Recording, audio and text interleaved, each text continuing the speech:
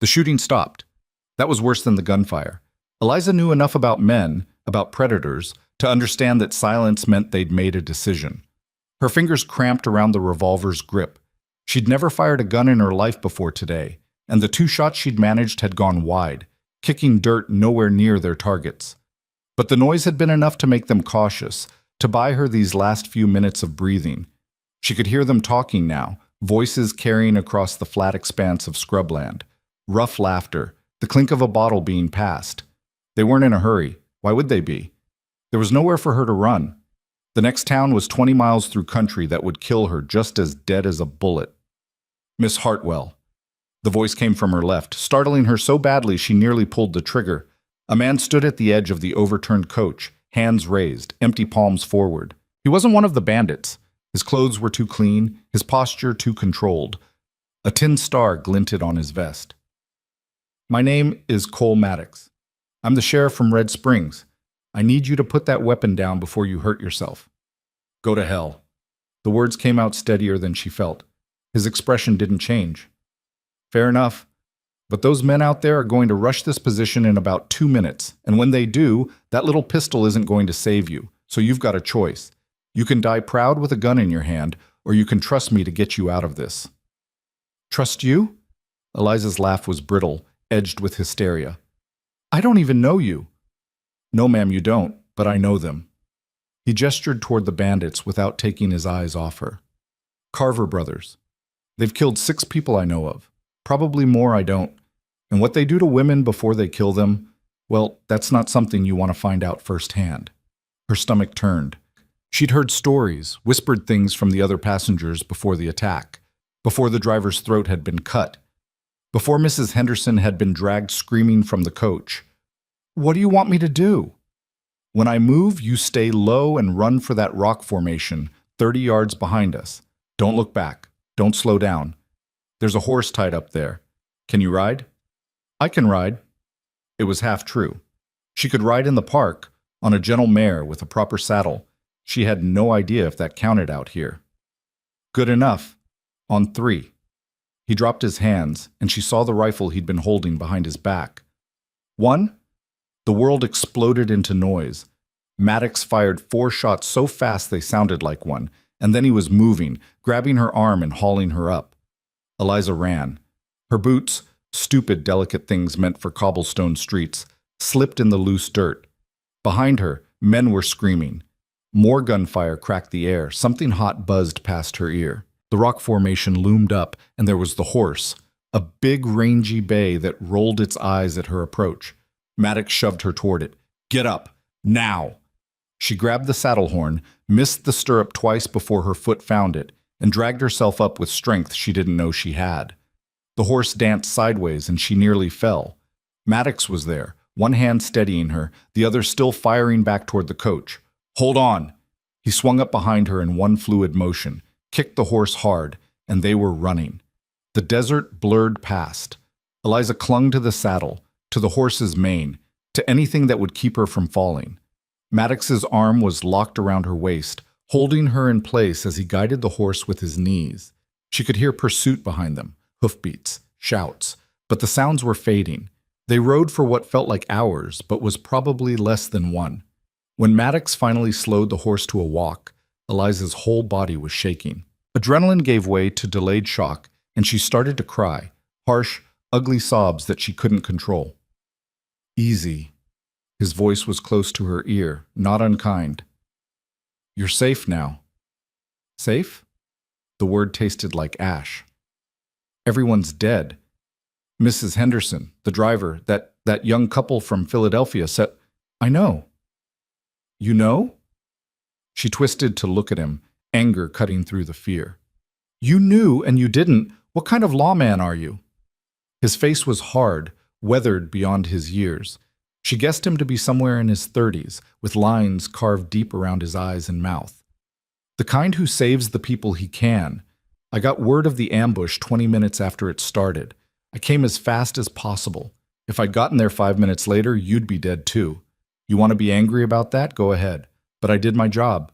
She turned away, hating him, hating this place, hating everything. Where are you taking me? Red Springs. It's the closest town, about 3 hours northwest. You'll be safe there until we can arrange transport back east. I'm not going back east.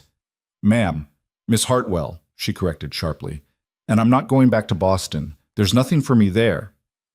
That was true, though she wasn't ready to explain why. Her father's death 3 months ago had revealed a financial disaster that had shocked their entire social circle. The house was gone, the accounts drained, everything sold off to pay debts that kept surfacing like ugly scars. Her engagement had been quietly broken. Her friends had become strangers overnight. The trip west had been a desperate gamble, chasing a distant cousin's vague promise of a teaching position in some frontier settlement. Now even that was ashes. Maddox was quiet for a moment. Then, "What's in Red Springs for you?" "I don't know yet, but it's forward, and that's enough." He made a sound that might have been respect or resignation. "All right, forward it is," shoved. Red Springs was not impressive. The town squatted in a shallow valley, maybe 40 buildings total, all of them looking like they'd been thrown together from whatever scraps were handy. The main street was a rutted dirt track lined with establishments that optimistically called themselves stores and hotels. A church steeple rose at the far end, unpainted wood silvering in the sun. Everything was covered in a fine layer of dust. Eliza had grown up in a house with 3 floors, a library, and a garden that employed 2 full-time groundskeepers. This place looked like poverty given form. "Not what you're used to, I'm guessing," Maddox said. He'd been mostly silent during the ride, which suited her fine. She didn't have the energy for conversation. "I'll manage." "I'm sure you will." He guided the horse toward a building with "Sheriff" painted on the front. "Come on, you need water and food, and I need to send some wires about what happened." Inside, the sheriff's office was sparse but clean. A desk, 2 chairs, a gun rack, a wood stove. A door in the back led to what she assumed were cells. Maddox pointed her toward one of the chairs and went to a barrel in the corner, ladling water into a tin cup. "Drink slow," he said, handing it to her. "You'll make yourself sick otherwise." She drank. The water was warm and tasted faintly of metal, but it was the best thing she'd ever had. When she finished, he refilled the cup without being asked. "Thank you," she said, meaning it. "You're welcome." He took the cup back, then pulled some papers from a desk drawer. "I need to ask you some questions.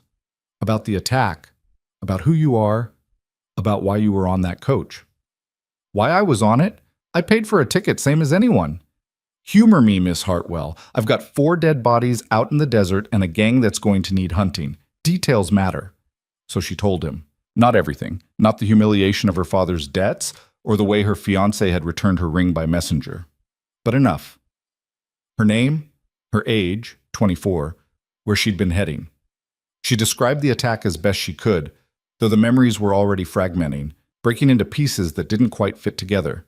Maddox wrote it all down in careful, blocky handwriting. When she finished, he set the pen aside and looked at her for a long moment. "There's something you should know," he said finally, "about your father." Her blood went cold. "What about him?" "He owed money, a lot of it, to a man named Silas Hartman. I know he had debts. I'm not naive. This particular debt was different. It was secured with a contract, a specific kind of contract." Eliza set the cup down very carefully. "What kind?" Maddox pulled another paper from the drawer. It was old, creased, the ink faded but still legible. He slid it across the desk to her. She read it twice before the words started to make sense. Then she read it a 3rd time, hoping she'd been wrong. "This is insane," she said, her voice distant in her own ears. "This can't be legal." "It is, actually. Old frontier law. A man can pledge his daughter's hand in marriage to settle a debt, provided the daughter is of age, and the marriage is consummated within a year of the pledge date. Your father signed this 8 months ago." He couldn't. The signature's been verified. And Silas Hartman was very particular about enforcing his contracts before he died. He left specific instructions. "Silas Hartman is dead?" 3 weeks ago. Hart gave out. Maddox's expression was unreadable. "But the contract doesn't die with him. It transfers to his heir." Eliza's hands were numb. "Who?" Me. The room tilted. She gripped the edge of the desk, trying to breathe, trying to think. You're telling me that my father sold me to you? Not sold, pledged. There's a difference. I don't give a damn about the difference. She was on her feet now, shaking with rage. This is barbaric. I'm not some piece of property to be traded. I agree. His voice was maddeningly calm. Which is why I'm giving you a choice. A choice? She laughed, wild and sharp. What choice? You just told me this contract is legal. It is, but I'm not going to force you into anything. Here's what I'm offering. You marry me, we fulfill the contract terms, and your father's debt is cleared. You'll have a roof over your head, food, protection. In 6 months, if you want to leave, I'll pay for your passage anywhere you want to go, or you can stay. Either way, you'll be free of the debt. And if I refuse? His jaw tightened. Then the debt becomes yours. $30,000 plus interest. There are men who would buy that debt just to own you, and they won't be as generous with their terms. She wanted to hit him. She wanted to scream. Instead, she forced herself to think. Her father had done this, actually signed a contract selling her into marriage. The betrayal was breathtaking, but he was dead, and she was alive, and she had to deal with the reality in front of her. What do you get out of this? She asked. Silas was my uncle. He had no children, so I inherited his property. The contract was part of that inheritance. If it's not fulfilled, the property goes to his business partners, and they're not good men. So yes, I have an interest in seeing this through, but I'm not going to trap you. 6 months, Miss Hartwell. That's all I'm asking. 6 months as your wife. In name. I won't touch you. I won't demand anything from you except that you stay in town and maintain the appearance of a marriage. After that, you're free to go. It was a trap. She knew it was a trap, but what choice did she have? She had no money, no prospects, no way to pay a debt that size. And he was right about the other men. She'd seen enough in Boston to know what happened to women who owed the wrong people. I want that in writing, she said. Every promise you just made. In writing, witnessed, legally binding. For the first time, something like approval flickered in his eyes. Done. I'll have the papers drawn up tonight. We can sign them tomorrow, along with the marriage certificate. How romantic, she said bitterly. I'm not offering romance, Miss Hartwell. I'm offering survival. Take it or leave it. She looked at him, really looked at him. There was no warmth in his face, no softness. He was all edges and angles, hard as the land he lived in. But there was something else, too, something she couldn't quite name. A kind of integrity, maybe. He could have lied to her, could have pretended this was anything other than a transaction. Instead, he'd laid it out plainly, and he was giving her the closest thing to a choice that she had. I'll take it, she said. But understand this, Sheriff Maddox. I'm not some delicate flower who's going to wilt under pressure. You want 6 months? Fine. But don't expect gratitude, and don't expect me to pretend this is anything other than what it is. Wouldn't dream of it. He stood, extending his hand. We have a deal, then. She looked at his hand for a long moment before taking it. His grip was firm, calloused, impersonal, just like everything else about this disaster. We have a deal, she said. And just like that, her life became something she didn't recognize. The wedding took place 3 days later in the clerk's office, with 2 witnesses she'd never met, and a judge who looked like he'd rather be anywhere else. Eliza wore the same torn dress from the stagecoach attack, hastily mended by a woman from the boarding house. There were no flowers, no music, no guests. Just a few words spoken over a desk, signatures on paper, and a ring that Maddox produced from his pocket, plain silver, too big for her finger. I now pronounce you man and wife, the judge said, sounding bored. You may kiss the bride. That won't be necessary, Maddox said. The judge shrugged. Suit yourself. That'll be $5. Eliza stood there while money changed hands, feeling like she was watching someone else's life. This wasn't real. It couldn't be real. But the ring on her finger was real, and the papers they'd signed were real. And when they walked out of that office, she was legally Eliza Maddox. The name tasted wrong in her mouth. Maddox had arranged a room for her above the general store. Small, clean, with a narrow bed and a window overlooking the street. Her things from the stagecoach had been recovered. A trunk with what was left of her clothes, A few books, the silver hairbrush her mother had given her before she died. Not much to show for 24 years of life. "I'll be by tomorrow to discuss arrangements," Maddox said, standing in the doorway. He hadn't come inside. Maintaining propriety, she supposed, which was almost funny given the circumstances. What kind of arrangements? Living situations? Household duties? How we're going to make this look legitimate. Right, legitimate. She set her trunk down with more force than necessary. Anything else? Yeah, there's a town meeting Sunday. You should come. People will want to meet you. I can hardly wait. He studied her for a moment, and she thought she saw something like sympathy in his eyes. But then it was gone, replaced by that same hard neutrality. This doesn't have to be a war, Mrs. Maddox. Doesn't it? She met his gaze without flinching. You're asking me to pretend to be something I'm not, in a place I never wanted to be because of a debt I didn't know existed. What would you call that? I'd call it making the best of a bad situation. Well, forgive me if I need some time to see it that way. He nodded slowly. Take all the time you need. Just remember, the 6 months started today. Make them count. Then he was gone, his footsteps heavy on the stairs. Eliza sat on the bed and stared at the ring on her finger. Outside, the town was settling into evening, voices and laughter drifting up from the saloon across the street. Somewhere a dog was barking.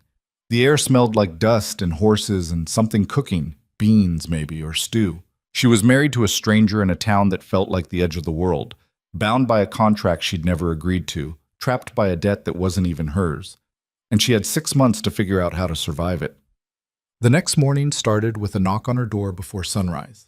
Eliza pulled a shawl over her nightgown and opened it to find a woman standing there, maybe 10 years older than her, with sharp eyes and a basket over her arm.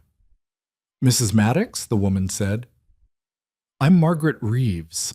I run the boarding house down the street. Cole asked me to bring you some breakfast and help you get settled. That's kind of you, but I'm fine. I'm sure you are. But Cole's paying me and I could use the money, so how about you let me in and we can both benefit from his guilt? Despite herself, Eliza smiled. When you put it that way. Margaret swept into the room like she owned it, setting the basket on the small table and unpacking bread, butter, jam, and coffee. I heard about what happened with the stagecoach. That's rough. You're lucky Cole got there when he did. So I've been told. He's a good man. Doesn't smile much, doesn't talk much, but he's fair, which is more than you can say for most men out here. Margaret poured coffee into 2 cups. This marriage must be quite a shock for you. Eliza took a cup, grateful for something to do with her hands. You could say that. Can I give you some advice, woman to woman? I have a feeling you're going to whether I want it or not. Margaret grinned. Smart girl. Here's the thing. Red Springs is a small town. People talk, people judge, and they're going to have opinions about you no matter what you do. Best thing you can do is give them something boring to gossip about. Be polite. Show up to things. Don't make waves. After a few months, they'll move on to someone else's business.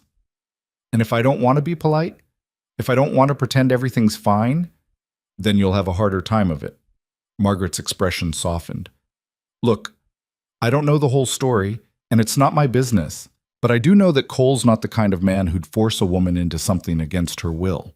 If he married you, he's got his reasons, and they're probably better than you think. Eliza wanted to argue, to explain that this whole thing was a nightmare she hadn't chosen. But Margaret had been kind to her, and she was tired of being angry all the time.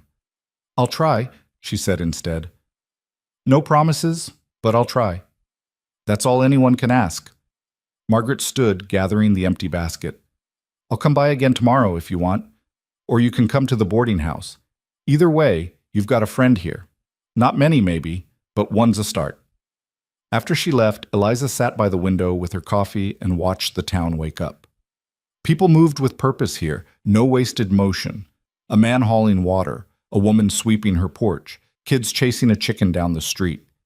It was such a small world compared to Boston, but it had its own rhythm, its own rules. She was going to have to learn them.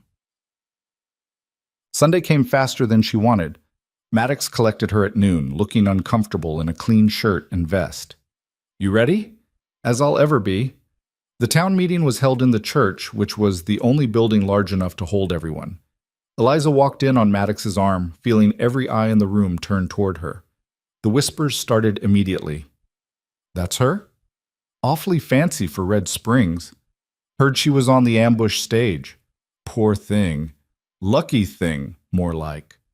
Maddox led her to a pew near the front, and they sat. Eliza kept her spine straight, her hands folded, her expression neutral. She'd been raised to navigate social situations, and if there was one thing Boston society had taught her, it was how to endure scrutiny. The meeting covered town business, a dispute over water rights, plans for a new schoolhouse, concerns about increased bandit activity. Maddox stood at one point to report on the stagecoach attack, his voice clipped and professional. He didn't mention Eliza by name, which she appreciated. Afterward, people approached them in waves. Most were polite, if reserved. A few were openly curious. One woman, tall, blonde, with a beauty that was clearly accustomed to getting its way, looked Eliza up and down with cold assessment. "So you're the new Mrs. Maddox," the woman said. "I'm Victoria Brennan. My father owns the largest ranch in the territory." "Pleased to meet you." Eliza kept her tone neutral. "I'm sure." Victoria's smile didn't reach her eyes. "Cole and I have known each other for years. It's such a surprise to hear he'd gotten married. So sudden." "Sometimes life moves quickly out here," Maddox said, his voice flat. "If you'll excuse us, Victoria." He steered Eliza away before she could respond. "Don't mind her," he said quietly. "She's got her own ideas about how things should be." "Let me guess. Those ideas included her becoming Mrs. Maddox?" "Something like that." "Wonderful. So in addition to everything else, I've made an enemy." "You haven't made anything. Victoria's been chasing a future that was never going to happen. That's on her, not you." It should have been reassuring, but it wasn't. Eliza was starting to understand just how complicated this situation was going to be. It wasn't just about surviving 6 months in a strange town. It was about navigating relationships, politics, expectations, all while pretending to be something she wasn't. As they walked back to her room, Maddox said, "You did well today." I smiled and nodded. "It's not exactly difficult." "Out here it is. Most people wouldn't have handled that with half your grace." She looked at him, surprised. It was the closest thing to a compliment he'd given her. "Thank you." "Don't thank me yet. That was the easy part. Now comes the work." "What work?" "Making this look real. Starting tomorrow, you're moving into my house." Her stomach dropped. "We had an agreement, and I'm keeping it. You'll have your own room, your own space, but people need to see us living together. A married couple who don't share a roof? That'll start talk we don't need." "I don't care about talk." "Maybe you should, because the wrong kind of talk can ruin a woman's reputation out here, and reputation is the only currency that matters." His voice was firm, but not unkind. "This is part of the deal, Eliza. 6 months of appearances. That includes sharing a house." She wanted to refuse. She wanted to tell him to take his contract and his house and go straight to hell. But he was right, and she hated that he was right. "Fine," she said. "But my own room, and a lock on the door." "Already installed." Of course it was. He'd planned this all along. "Tomorrow morning, then," she said stiffly. "I'll be ready. I'll help you move your things. That won't be necessary." "Eliza," he stopped, correcting himself. "Mrs. Maddox, I know this isn't what you wanted, but I'm trying to make it as bearable as possible. Let me help you." She looked at him, really looked at him, and saw something in his expression that she hadn't seen before. Not pity, exactly. More like understanding. He knew this was hard. He knew it wasn't fair. And in his own rough way, he was trying to make it easier. "All right," she said quietly. "Tomorrow morning." He nodded, and for a moment they just stood there, two people bound together by circumstances neither of them had chosen, trying to figure out how to exist in the same world. Then he tipped his hat and walked away, leaving her alone with her thoughts and the weight of the ring on her finger. Tomorrow, she thought. Tomorrow, her life would change again. She just had to hope she was strong enough to survive it. Maddox's house was better than she'd expected. A solid wood frame structure at the edge of town, with 2 bedrooms, a main room with a fireplace, and a kitchen that actually had a pump inside. It wasn't Boston, but it was clean and well maintained, with furniture that looked like it had been built to last. "Your room's through here," Maddox said, carrying her trunk through a doorway. The room was small but adequate, with a bed, a chest of drawers, and a window that looked out over a stretch of grassland. He set the trunk down and pointed to the door. "Locks on the inside, keys on the dresser. The main door to the house locks too, and I've got the only other key. You'll be safe here." "Thank you." It came out more genuine than she'd intended. He shifted uncomfortably. "I'm usually at the office most of the day. If you need anything, Margaret knows where to find me. There's food in the kitchen, and I've arranged for supplies to be delivered weekly. You don't have to cook if you don't want to. There's a woman who does meals for a few of us." "I can cook." She'd learned during the final months in Boston, when they'd had to let the staff go. It had been humiliating at first, but she'd discovered she was actually good at it. "Suit yourself. Water's from the pump, wood stacked out back, privy's about 20 yards that way." He pointed. "I'll be home for dinner around 6, but don't feel obligated to wait for me." He was being so carefully polite, so determinedly distant. It should have been a relief. Instead, it just made her feel more alone. "Is that everything?" she asked. "I think so. Unless you have questions." She had 1,000 questions, but none she was ready to ask. "I'm fine." "Right, well, I'll leave you to settle in." He moved toward the door, then paused. "Eliza, this doesn't have to be miserable. I'm not your enemy." "I know," she said, and she meant it. He wasn't her enemy. He was just the symbol of everything she'd lost. Her freedom, her future, her control over her own life. That wasn't his fault exactly, but it was hard to separate the man from what he represented. After he left, she unpacked her trunk slowly, putting her things away in drawers that smelled faintly of cedar. Each item felt like a small act of surrender. Her dresses hanging in his closet, her books on his shelf, her life folding into the space he'd made for her. When she was done, she sat on the bed and looked around the room. This was home now, for 6 months at least. Maybe longer, if she couldn't figure out a way forward. The thought was terrifying, but Eliza Maddox, she corrected herself bitterly, had survived a stagecoach ambush. She'd survived her father's betrayal, her fiancé's desertion, the collapse of everything she'd known. She could survive this too. She had to. The first week in Cole Maddox's house felt like living in a museum where she was both the curator and the exhibit. Eliza moved through the rooms carefully, touching as little as possible, trying not to leave any trace of herself beyond the bedroom door. She cooked meals she barely tasted, cleaned spaces that were already clean, and spent long hours staring out the window at a landscape that refused to become familiar. Cole kept his distance. He came home for dinner, ate in silence, thanked her politely, and disappeared into his own room or back to the office. They existed in the same space like ghosts haunting different centuries, never quite occupying the same moment. On the 8th day, she burned the biscuits. It wasn't intentional. She'd been distracted, thinking about a letter she'd started to her cousin in Philadelphia, and then thrown away because what could she possibly say?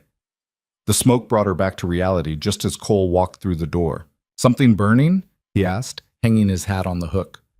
"Biscuits." She pulled the pan from the oven, dumping the blackened lumps into the scrap bucket with more force than necessary. "They're ruined." "I can see that." He moved to the stove, lifted the lid on the pot of stew. "This looks fine, though."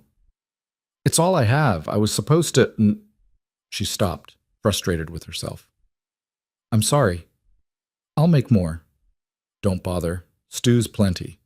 He ladled some into a bowl, took a seat at the table. After a moment's hesitation, he looked up at her. "You going to eat, or just stand there looking angry about biscuits?" She wanted to snap at him, but the absurdity of the situation, her fury over burned biscuits in a life that had already burned to the ground, made her laugh instead. It came out sharp and a little unhinged. "Something funny?" he asked. "Everything. Nothing. I don't know." She sat down across from him, served herself some stew. "I'm angry about biscuits. A month ago I was planning a charity event for the Symphony Society, and now I'm angry about biscuits. Could be worse things to be angry about. Is that supposed to be comforting? No, just true." He ate methodically, the way he did everything. "Margaret said you haven't been into town much." "There's no reason to go. People are starting to talk." "Let them talk." She stirred her stew without eating it. What are they saying? That the sheriff's wife is too proud to show her face? That I think I'm better than them? Something like that. Maybe I am better than them, she said, knowing it was childish even as the words came out. Cole set his spoon down. You know what I think? I think you're scared. You're in a place you don't understand, married to a man you don't trust, and you're scared that if you let yourself be part of this town, it means everything you lost is really gone. The accuracy of it stung worse than any insult. You don't know anything about me. I know you survived a stagecoach massacre and didn't fall apart. I know you agreed to a marriage that most women would have run from, even if it meant debtor's prison. That takes courage. But hiding in this house, that's not courage. That's just waiting to die. How dare you? I'm not trying to insult you. I'm trying to help you. His voice stayed level, maddeningly calm. You've got 6 months to get through. You can spend them bitter and isolated, or you can make something of the situation. Your choice. She wanted to throw the stew at him. Instead, she pushed back from the table and walked to the window, arms crossed tight against her chest. Outside, the sun was setting, painting the scrubland in shades of amber and rust. It was beautiful in a harsh, unforgiving way, nothing like the gentle greens of Massachusetts. What would you suggest? She asked finally, not looking at him. How exactly should I make something of being trapped in a marriage I didn't choose? Start by leaving the house. Go to the general store, talk to people. There's a quilting circle on Thursdays. Margaret can introduce you. A quilting circle. The words tasted ridiculous. Or don't. Sit here and feel sorry for yourself, but stop blaming me for the fact that you're miserable. I gave you a way out of your father's debt. What you do with it is on you. He was right, and she hated him for it. Hated that he could sit there so calm and reasonable while her entire world had been ripped apart. But he was right. Fine, she said. I'll go into town tomorrow. I'll smile and make conversation and pretend to care about quilts. Will that satisfy you? It's not about satisfying me. He stood, carried his bowl to the wash basin. It's about surviving. You're good at that, whether you believe it or not. He left her standing at the window, alone with the sunset and the truth she didn't want to face. She was good at surviving. She'd proven that already. But surviving and living weren't the same thing, and she wasn't sure she remembered how to do the latter. The next morning, she put on her least ostentatious dress, which still looked absurdly fancy by Red Springs standards, and walked into town with her head high and her stomach churning. The general store was busy, full of women buying supplies and trading gossip. The conversations died when she walked in. Mrs. Maddox, the clerk said, a thin man with wire spectacles. What can I help you with? I need thread, she said, though she had no idea what she'd use it for. And needles. Of course. Any particular color? Whatever you'd recommend? He pulled out several spools, laying them on the counter. As he did, Eliza became aware of the women watching her, their curiosity almost tangible. She recognized a few faces from the town meeting, the baker's wife, the woman who ran the boarding house, others whose names she'd already forgotten. Margaret appeared at her elbow like a guardian angel. Eliza, good to see you out. Have you met Sarah Chen? She runs the laundry service. A small Chinese woman stepped forward, her smile genuine. Mrs. Maddox, welcome.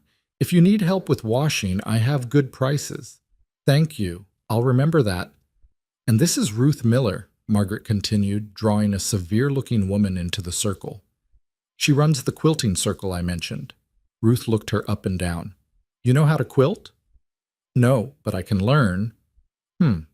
Ruth's expression suggested skepticism. We meet Thursdays at 2, church basement. Don't be late. It wasn't exactly warm, but it was something. Eliza bought her thread, exchanged a few more strained pleasantries, and escaped back into the sunlight feeling like she'd survived a gauntlet. Which, she supposed, she had. The pattern repeated itself over the next few weeks.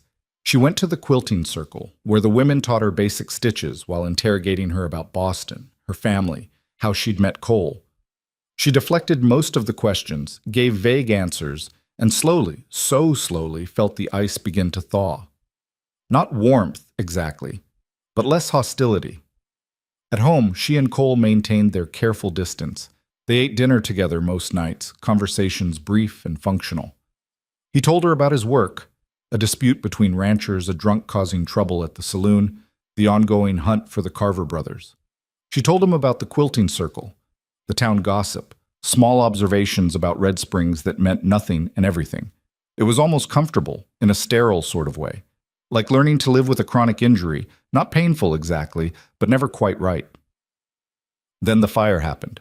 It started in the middle of the night, a Thursday in late September. Eliza woke to the smell of smoke and the sound of shouting. She stumbled to her window and saw flames engulfing the building across the street. The saloon, she realized with horror. People were running, forming bucket lines, yelling for help. She threw on a robe and ran outside without thinking. The heat hit her like a wall, and the noise was deafening. Crackling flames, screaming timber, people shouting over each other. Cole was there, directing the bucket brigade, his face streaked with ash. "Get back to the house," he yelled when he saw her. "I can help." "Eliza, I can help," she repeated, grabbing a bucket from someone's hands. "Tell me what to do." He stared at her for a split second, then nodded. "Left side, keep the water moving." She fell into the line, passing buckets until her arms screamed and her lungs burned from the smoke. The woman next to her was Victoria Brennan, her fancy dress ruined with soot.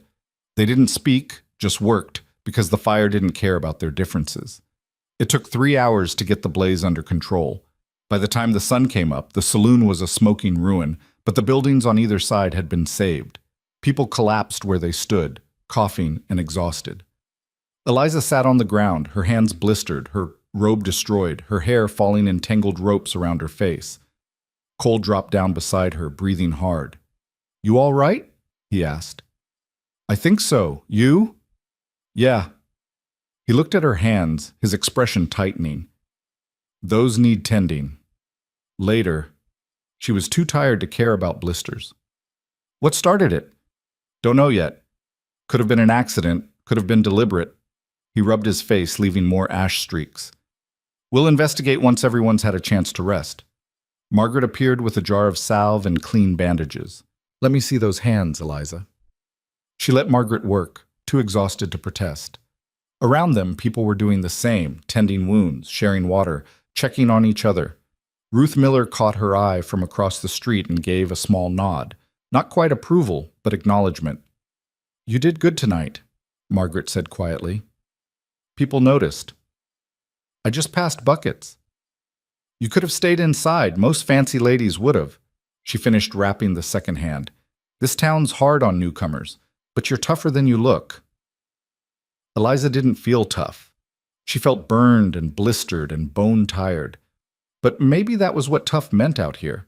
Not being unbreakable, but getting broken and still standing up afterward. Cole walked her back to the house as dawn broke fully. Neither of them spoke until they were inside. "Thank you," he said, "for helping." "You don't have to thank me. It was the right thing to do." "Not everyone would have done it." He moved to the kitchen, started coffee with practiced efficiency. "Victoria Brennan was out there, and she's lived here her whole life. You've been here a month, and you didn't hesitate." "What was I supposed to do, watch it burn?" "Some would have." He poured 2 cups, handed her one.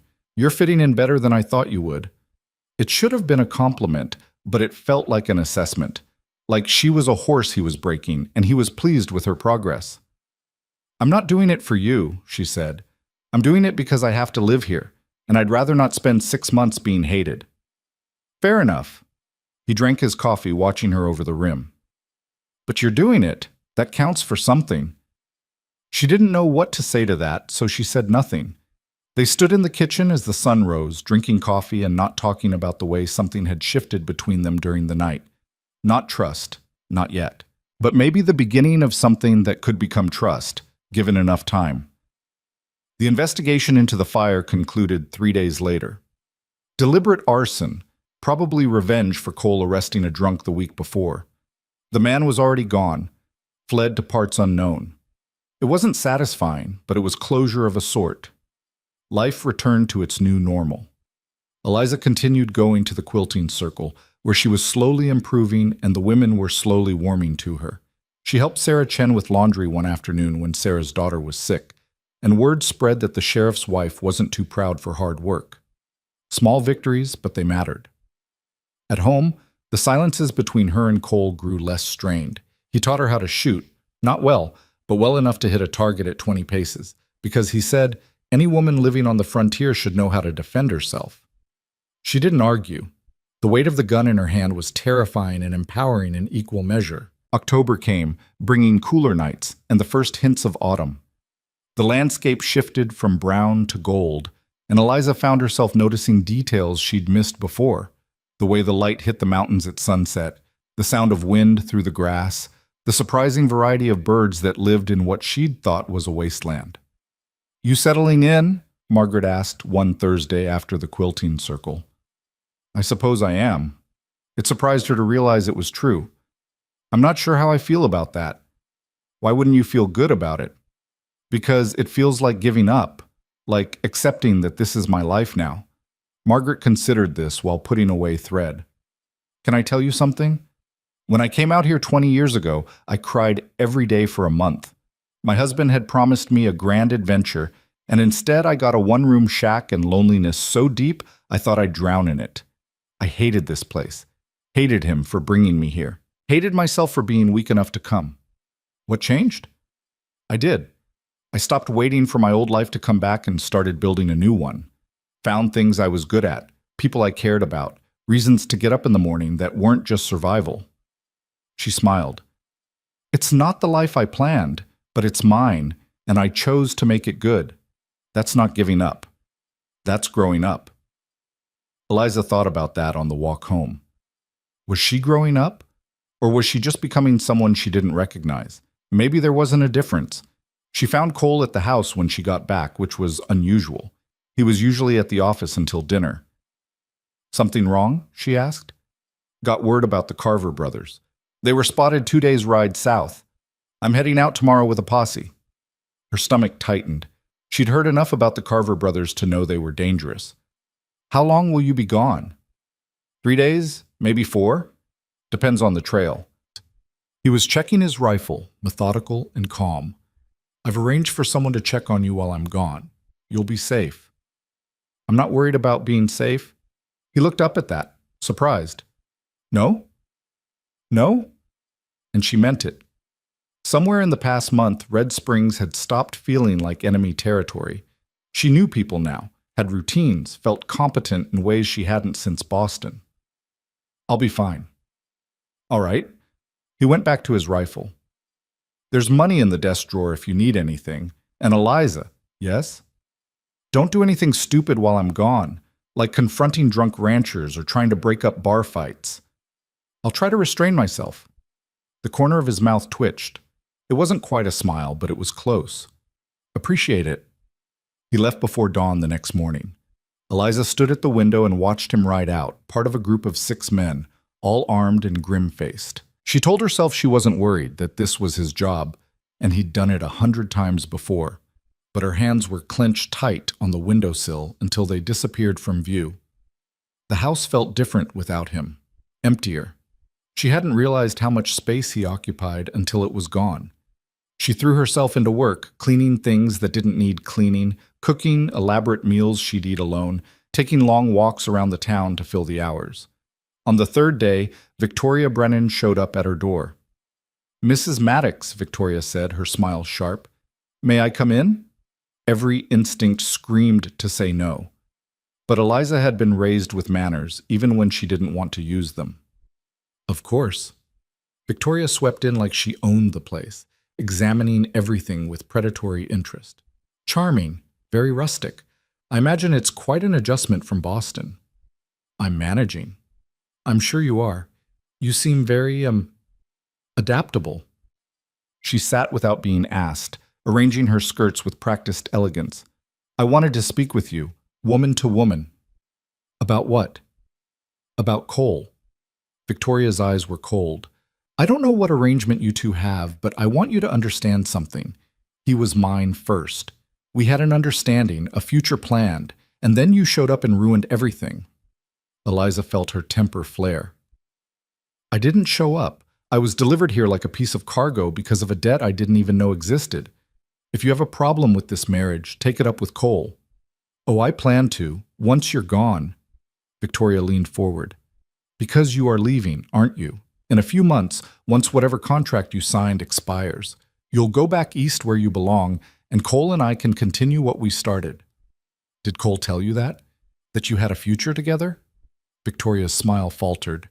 He didn't have to. Some things are simply understood between people of the same world.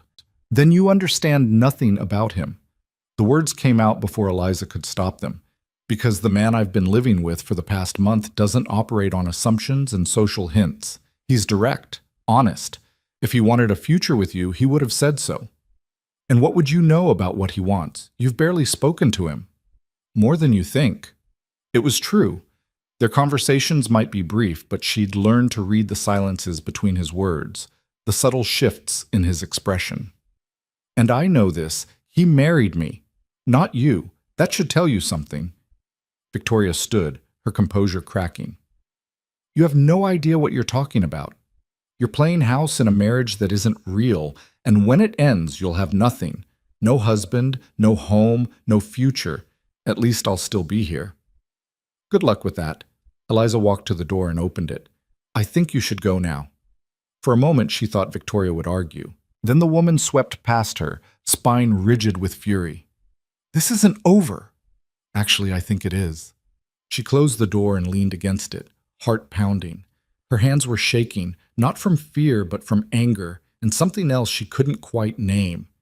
She'd defended Cole, defended their marriage, as if it meant something beyond a contract and 6 months of cohabitation. Maybe it did. The thought terrified her. Cole returned 2 days later, looking exhausted and grim. Eliza was making dinner when he walked in, and the relief she felt at seeing him was disproportionate to the situation. You're back, she said, trying to sound casual. We're back. He dropped into a chair, wincing. Caught up with the Carvers near the border. There was a fight. Are you hurt? Nothing serious. Couple of bruises, a graze on my arm. I've had worse. He looked at her properly then, his gaze sharpening. Something happened while I was gone? She hesitated, then told him about Victoria's visit. He listened without interrupting, his expression darkening. I'll talk to her, he said when she finished. You don't have to. Yeah, I do. She had no right to come here, no right to say those things to you. He stood, poured himself water from the pump. For what it's worth, there was never an understanding between me and Victoria. She invented that in her head. She seems very convinced. Victoria's convinced of a lot of things that aren't true. Always has been. He drank, then looked at her again. What you said to her, about me being direct and honest. Did you mean that? Eliza felt heat rise in her cheeks. Yes? Good. Because it's true, and I want you to remember it.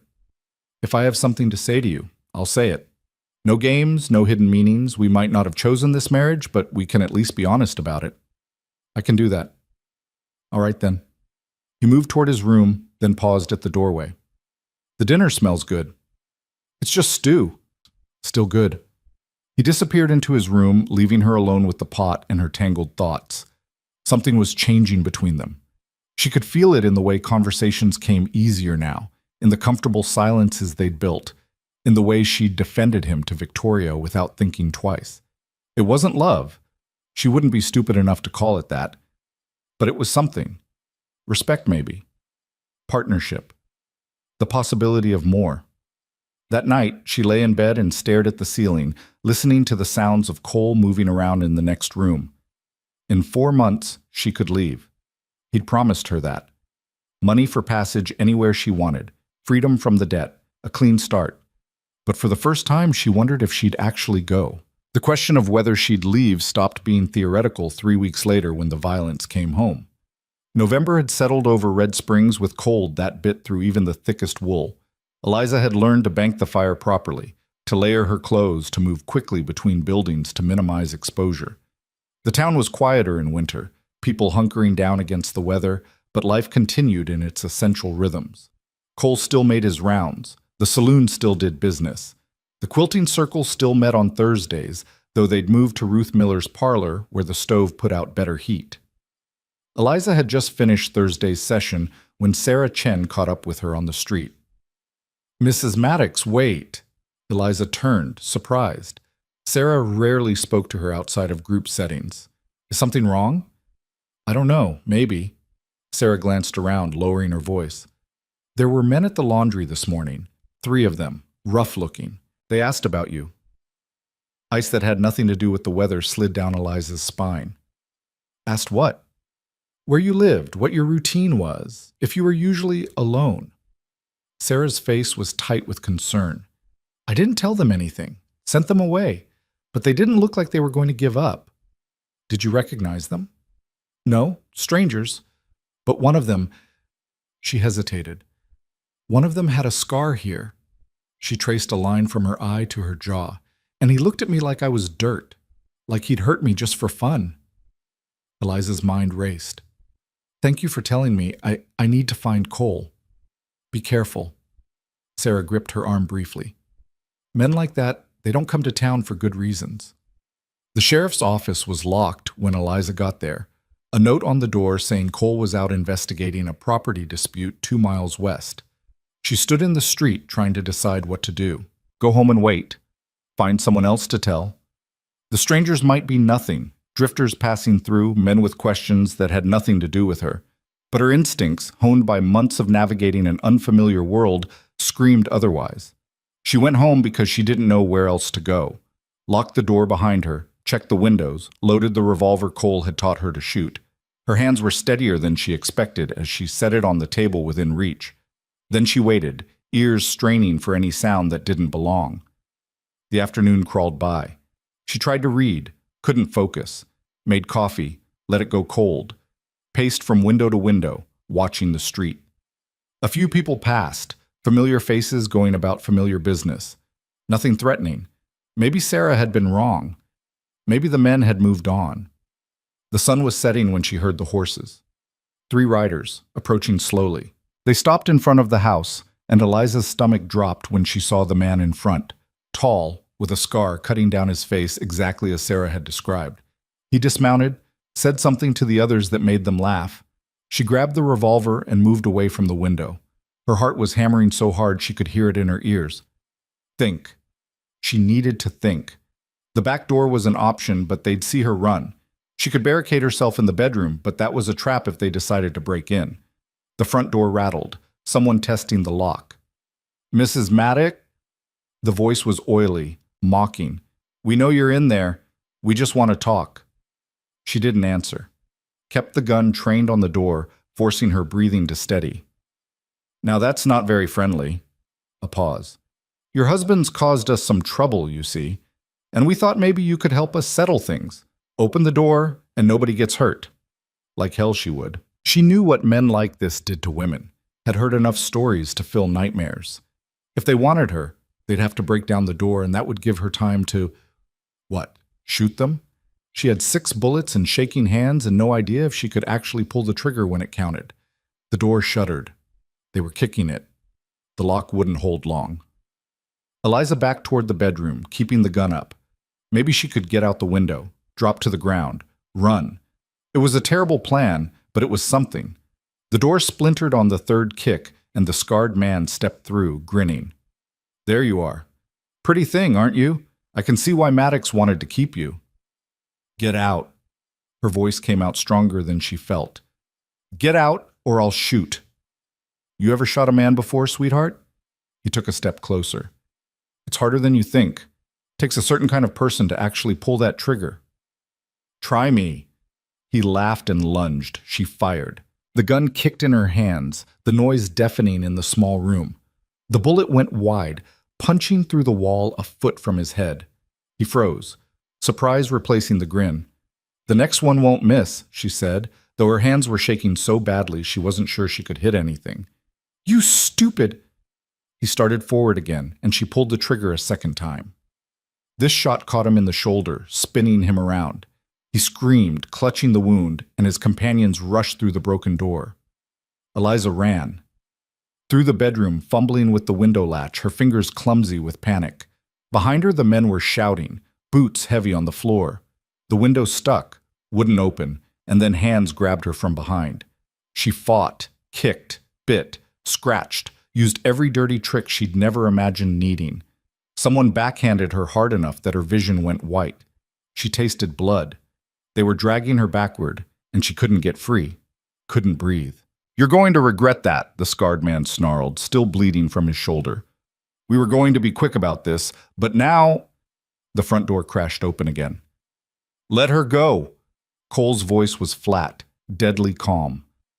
Eliza twisted in her captor's grip and saw him standing in the doorway, rifle raised. His face was blank except for his eyes, which burned with something that looked like rage distilled to its purest form. The man holding her pulled a knife, pressed it to her throat. "Drop the gun, or she dies." "You hurt her. You don't leave this room alive." Cole didn't lower the rifle. "Last chance. Let her go. You think you can take all three of us before—" Eliza drove her elbow back into her captor's ribs with every ounce of strength she had left. He grunted, his grip loosening just enough. She dropped, making herself dead weight, and Cole fired. The world exploded into violence. Gunshots, screaming, the smell of powder and blood. Eliza hit the floor and crawled toward the bedroom, trying to get out of the line of fire. Behind her, men were dying. She could hear it in the wet sounds, the choking gasps. She pressed herself against the wall and covered her ears, eyes squeezed shut. When the shooting stopped, the silence was worse. "Eliza," Cole's voice, rough and urgent. "Eliza, look at me." She opened her eyes. He was crouched in front of her, the rifle set aside, his hands reaching for her face. There was blood on his shirt. She didn't know if it was his or theirs. "Are you hurt?" he asked, his hands gentle even though they were shaking. "I don't think so. Her voice cracked. "There was a knife, and he was going to—" "I know, but he didn't. You're safe now." He pulled her into his arms, and she let him, pressing her face against his chest and shaking apart. His heart was racing under her ear, fast and hard. "You did good. That elbow move. You gave me the opening I needed. I shot one of them. I actually shot him." "I know. I saw." He pulled back enough to look at her face, his thumb brushing over the split in her lip where she'd been hit. His expression went dark. "I'm going to need to get the undertaker and the doctor for you." "I don't need a doctor. Your face is swelling and you're bleeding. You need a doctor." His voice left no room for argument. "Can you stand?" She could, barely. He helped her to her feet and guided her to the chair farthest from the bodies. She didn't look at them, couldn't look at them. Cole draped a blanket over her shoulders and then disappeared outside. She heard him shouting for help, heard people responding. The next hour was chaos. The doctor came, examined her, declared nothing broken, but gave her something bitter to drink for the pain. The undertaker and his assistant removed the bodies, while Ruth Miller and Margaret cleaned the blood from the floor with grim efficiency. Someone fixed the door. The sheriff from the neighboring county arrived to take statements. Through it all, Cole stayed close, answered questions, gave orders, but kept her in his line of sight like he was afraid she'd disappear if he looked away. When everyone finally left and the house was quiet again, he sat down heavily in the chair across from her. "They were Carver associates," he said. "The men I arrested last month, one of them was their cousin. This was revenge. They were going to kill me." It should have been a question, but it wasn't. She knew. "Yes. Or worse." His hands were clenched on his knees. "This is my fault. I should have anticipated—" "Stop." She leaned forward, ignoring the way her head throbbed. "You can't predict everything, and I'm not some helpless victim who needs protecting every second of the day. I fought back. I gave you the opening you needed. We're both still alive. That's what matters." He looked at her for a long moment. "You shot a man today." "I know. You're going to have nightmares about it. Might for a long time." "I know that too." She'd already thought about it, about what it meant to pull that trigger. "But I'd rather have nightmares than be dead. Or worse." Something shifted in his expression. Respect, maybe, or recognition. "You're tougher than I gave you credit for. I've been telling you that for months." The corner of his mouth twitched, despite everything. "Fair point." He stood, moved to the window, looked out at the dark street. "I need to know if you want to leave. Right now. Tonight. I can arrange an escort to the next town, get you on a stage back east. No one would blame you. Is that what you want? For me to leave? What I want doesn't matter. This is about keeping you safe. Answer the question, Cole. Do you want me to leave? He turned to face her, and for the first time since she'd met him, she saw something raw in his expression. No, I don't want you to leave. But I also don't want you dead because of who I am and what I do. The admission hung between them, weighted with things neither of them was ready to name. Eliza stood, moved to where he was standing. Her legs felt unsteady, but she made herself cross the distance. I'm not leaving, she said. Not tonight, not tomorrow. I'm staying. Eliza, I'm staying because this is my home now, because I have friends here, a life here, and I'll be damned if I let 3 dead men chase me away from that. She looked up at him, meeting his eyes. And I'm staying because walking away from you feels wrong, and I don't know what to do with that, but I'm tired of pretending it doesn't exist. He went very still. What are you saying? I don't know. I'm saying... She stopped, frustrated with herself. This was supposed to be temporary. 6 months, a contract, and then freedom. But somewhere along the way, it stopped feeling temporary and started feeling real. And I think it feels that way for you too. It does. The words came out rough, like he was dragging them from somewhere deep. But I don't want you to decide anything right now. Not after what just happened. Give it time. Make sure you're thinking clearly. I am thinking clearly. For the first time in months, actually. She reached up, touched his face. He hadn't shaved, and the stubble was rough under her palm. I don't love you. I'm not going to stand here and pretend that's what this is, but I care about you. I respect you, and I want to see if this thing between us could become something more than a contract. He caught her hand, pressed it against his face.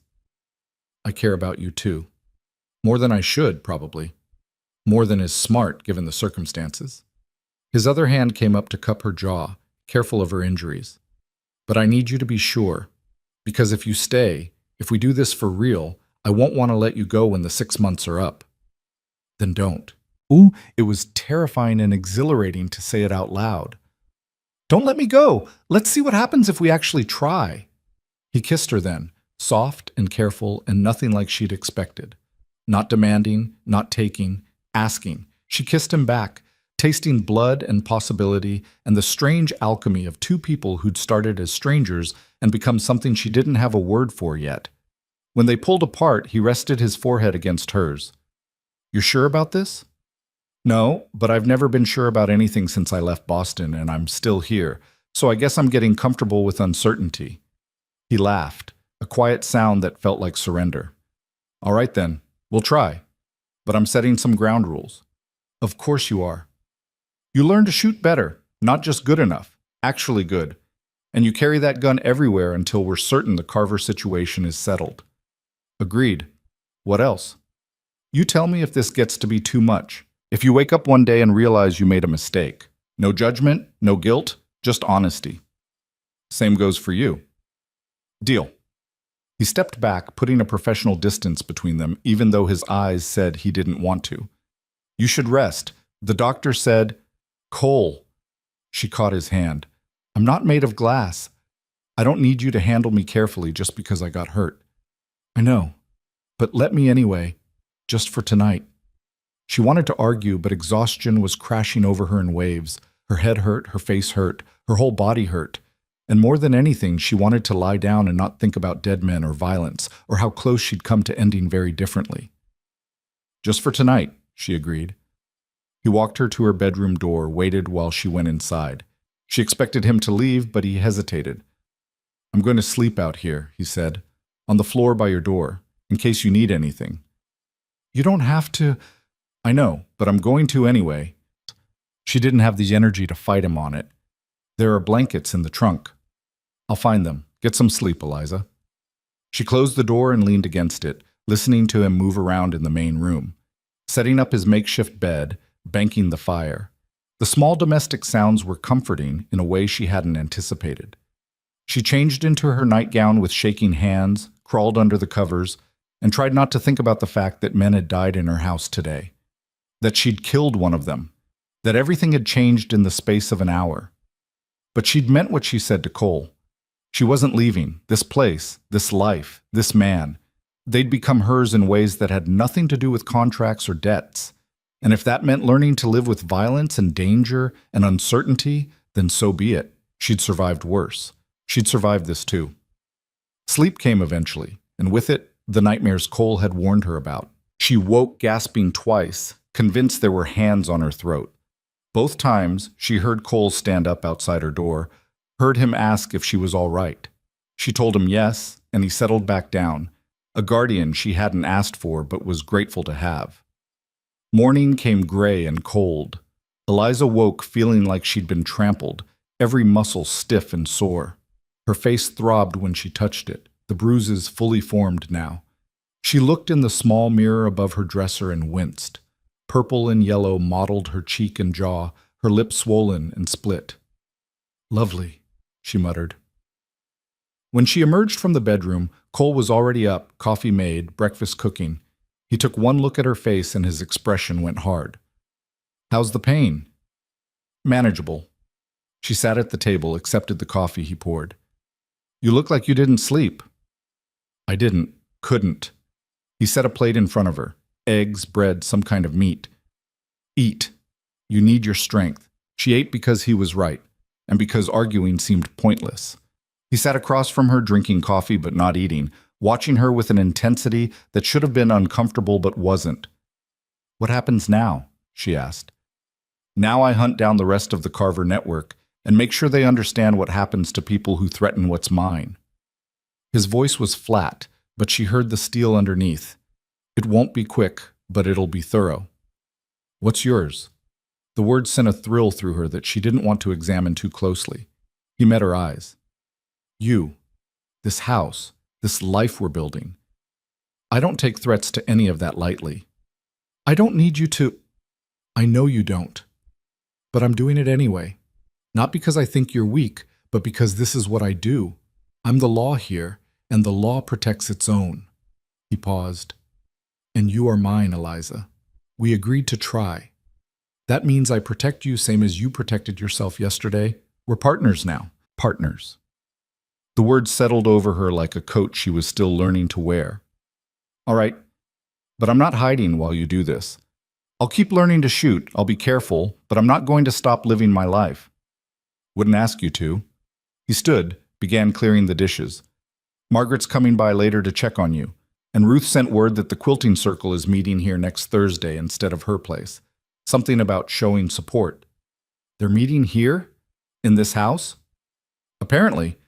I tried to tell them it wasn't necessary, but Ruth hung up the telegraph before I could argue." The ghost of a smile crossed his face. "You've made more of an impression than you think."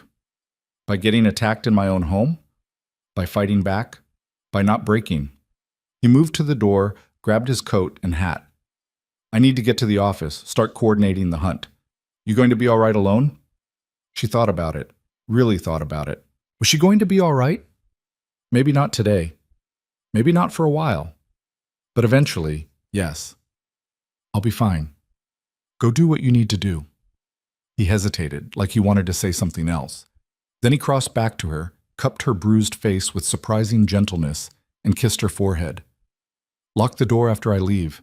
And if anything feels wrong, you come find me. Don't try to handle it yourself." "Yes, Sheriff." "I mean it, Eliza." "I know. Now go before you're late." After he left, she did lock the door.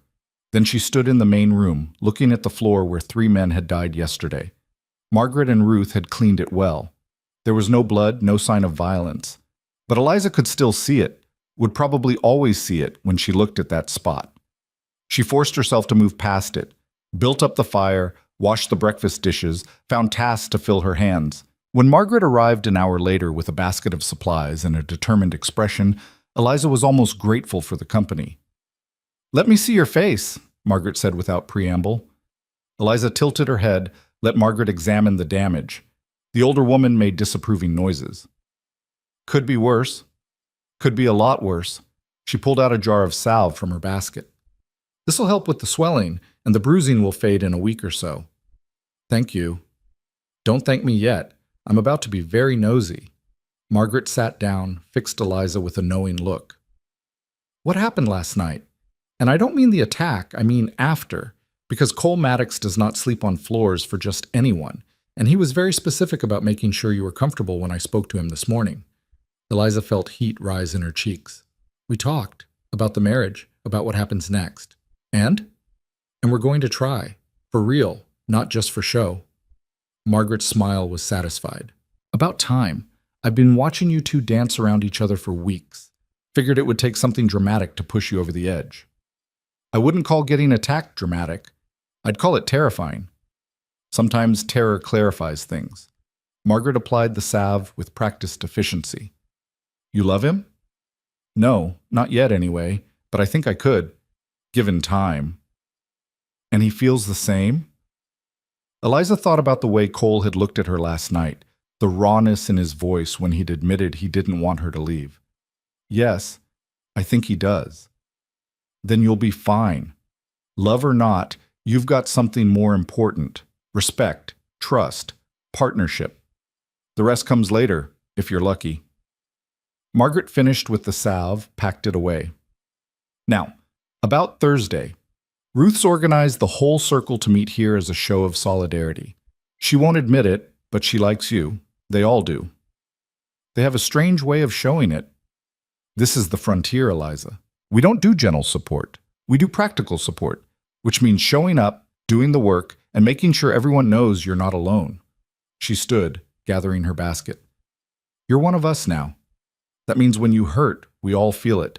And when someone threatens you, they threaten all of us. The words settled around Eliza's heart, warm and unexpected. One of us. She'd been fighting so hard to maintain her old identity, to remember who she'd been in Boston. But maybe that person was gone, replaced by someone who could shoot a man, survive an attack, and still choose to stay. Maybe that was growth. Or maybe it was just survival wearing a different face. Either way, she was here. And for the first time since the stagecoach attack, she couldn't imagine being anywhere else. The quilting circle descended on Thursday like an organized invasion force. Ruth Miller arrived first, directing traffic from the porch, while Margaret and Sarah carried in supplies. 5 other women followed, each bearing food or fabric or expressions of carefully controlled concern. They swept through the house, rearranging furniture and setting up their work as if violence had never touched these walls. Eliza stood in the corner, feeling oddly like a guest in her own home. The bruises on her face had faded to a sickly yellow-green that no amount of powder could hide. She'd stopped trying. Stop hovering, Ruth said without looking up from the quilt frame she was assembling. Make yourself useful. We need the water heated for tea. It was so bluntly normal that Eliza almost laughed. She went to work the pump, grateful for something to do with her hands. Behind her, the women settled into their rhythm, needles flashing, conversation flowing. They talked about everything except what had happened, which somehow made it more present than if they'd addressed it directly. My husband says Cole's heading out again tomorrow, one of the women said. Mrs. Patterson, Eliza remembered. Her husband worked at the telegraph office. Going after the rest of them. About time, Ruth muttered. Should have done it months ago. He was trying to avoid bloodshed, Margaret said mildly. Not his fault they forced his hand. Still, can't let these things fester. Ruth's needle punched through fabric with more force than necessary. Men like that, they only understand one language.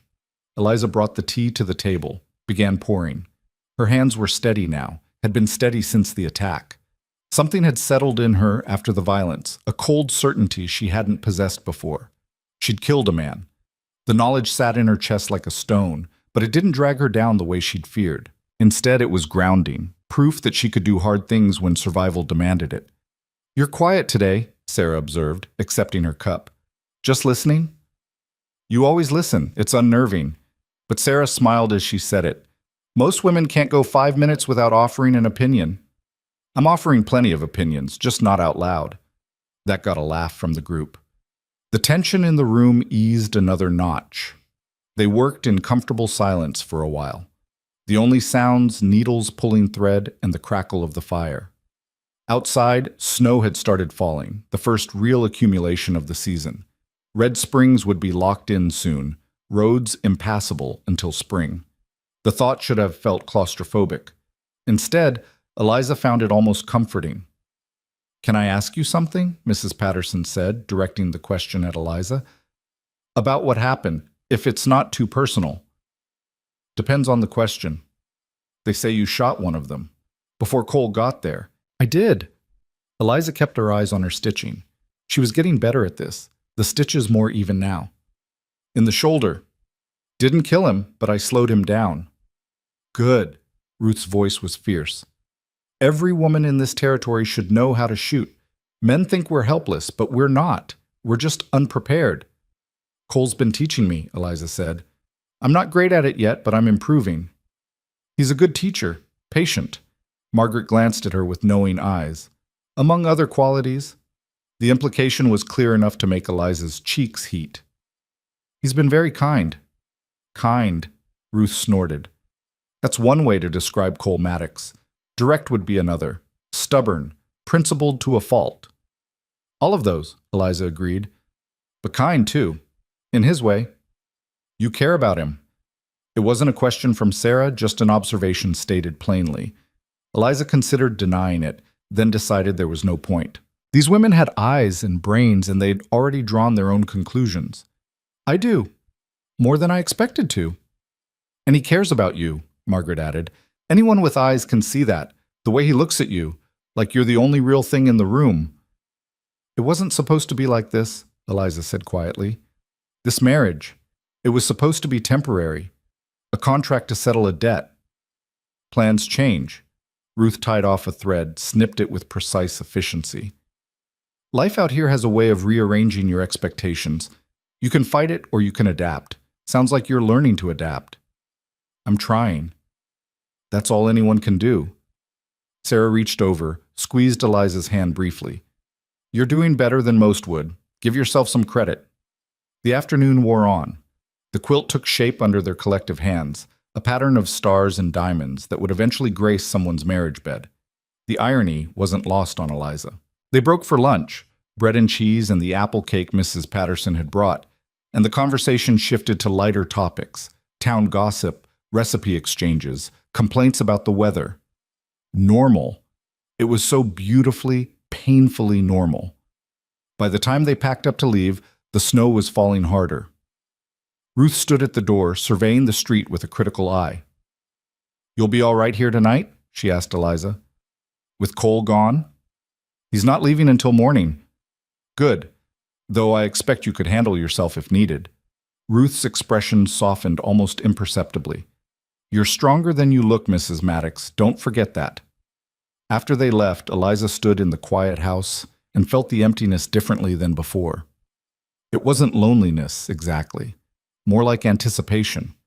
Waiting for Cole to come home, to fill the space with his presence. When had that happened? When had his absence become something she noticed, something that left a hollow feeling in her chest? He arrived just after dark, snow dusting his shoulders and hat. Eliza was making dinner, and she heard him stamp his boots on the porch before entering. The small domestic ritual of it, him coming home, her cooking, both of them existing in the same space, felt significant in ways she couldn't articulate. Smells good, he said, hanging up his coat. Stew again. I'm not very creative. Don't need creative, just need hot food on a cold night. He moved to the stove, stood close enough that she could feel his warmth. How was the quilting circle? Invasive, well-meaning, surprisingly nice. She stirred the pot, not looking at him. They asked about the attack, about us. What did you tell them? The truth, that I shot someone, that we're trying to make this work. She finally met his eyes. Was that all right? More than all right. He reached out, tucked a loose strand of hair behind her ear. The gesture was casual, automatic, like he'd done it 100 times. Maybe he had, and she just hadn't noticed. I'm glad you have them, people you can talk to. I'm glad too. She ladled stew into bowls, carried them to the table. They said you're leaving tomorrow to go after the rest of the Carver network. Yeah, should be gone about a week, maybe less if we get lucky. He sat, began eating. I've arranged for someone to stay nearby while I'm gone. Not obviously. I don't want you to feel watched, but close enough to help if you need it. I don't need a babysitter, Cole. I know you don't, but I need the peace of mind. Humor me. She wanted to argue, but the exhaustion in his face stopped her. He was carrying the weight of what had happened, blaming himself even though the attack wasn't his fault. Protecting her was how he dealt with that guilt. Fine, but I'm still going into town, still living my life. Wouldn't expect anything else. He ate in silence for a moment, then set his spoon down. There's something I need to tell you about the contract. Her stomach tightened. What about it? Your father's debt. It's been paid. She stared at him. What? How? Silas left property when he died. I sold some of it, covered what was owed. The debt's cleared, has been for a few weeks now. He met her eyes steadily. Which means the contract is void. You're not bound to this marriage anymore. You can leave any time you want. The words hit her like a physical blow. You're telling me this now? After everything? I'm telling you because you deserve to know. You deserve to make your choice freely, not because you think you're trapped. His voice was carefully neutral, but she could see the tension in his shoulders. The money I promised you for passage anywhere you want to go, that's still available. I'll honor that commitment whether you stay or not. Why didn't you tell me sooner? Because I was selfish, because I wanted you to stay, and I was afraid if you knew you were free, you'd leave. He pushed back from the table, moved to the window. But after what happened, after you nearly died because of who I am and what I do, I can't keep that information from you. It's not fair. Eliza sat very still, processing. The debt was paid. She was free. She could pack her bags tomorrow, take his money, and disappear back east.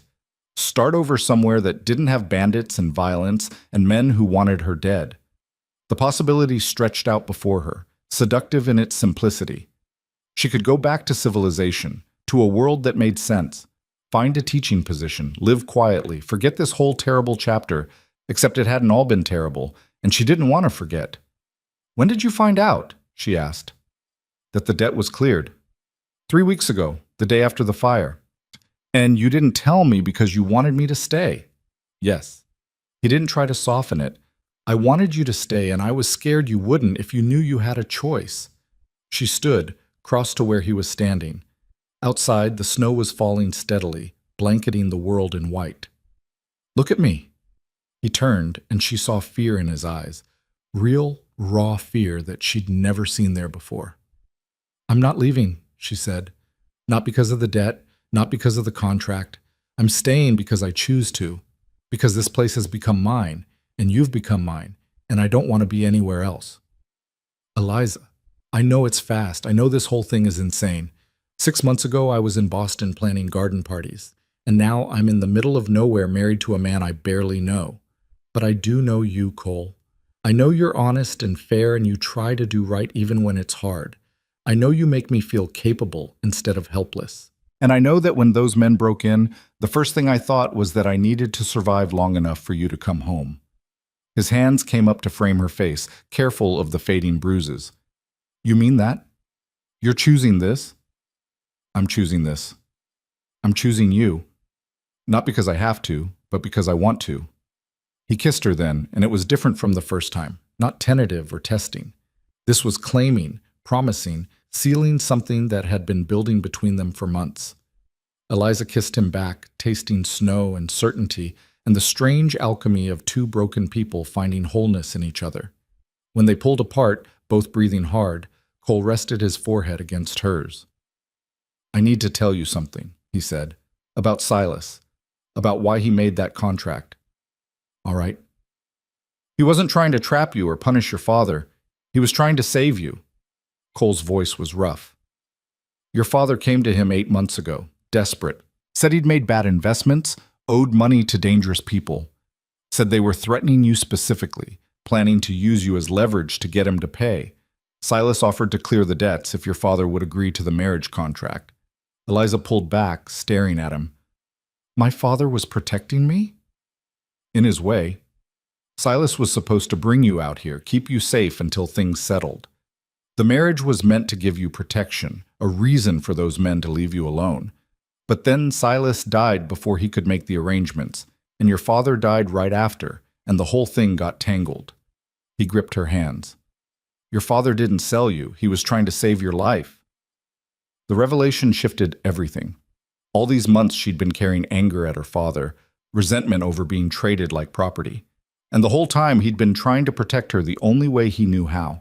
Why didn't you tell me this before? Because I didn't know until a few weeks ago. Found letters in Silas's papers, correspondence with your father. It took me time to piece it together. He looked pained. I wanted you to know the truth before you made your decision. Your father loved you. He just didn't have better options. Eliza felt tears prick her eyes. She'd lost so much. Her home, her status, her father, her old life. But she'd gained this. Clarity, purpose. A man who told her hard truths even when they cost him. A father who'd loved her enough to make impossible choices. Thank you, she whispered, for telling me. You deserve to know. He brushed away the tears on her cheeks. I'm leaving tomorrow, and I need to know you're going to be all right while I'm gone. I will be. I have friends now, people who'll help if I need it. And you'll be careful? Not take unnecessary risks? Define unnecessary. Eliza. I'll be careful. I promise. She stepped closer, wrapped her arms around him. He held her tight, and they stood like that for a long time, the snow falling outside and the fire crackling in the hearth. That night, Eliza lay in her bed and listened to Cole moving around in the next room. Tomorrow he'd leave to hunt dangerous men, and she'd be alone again. But it wasn't the same as before. Before, she'd been trapped in uncertainty, counting down days until freedom.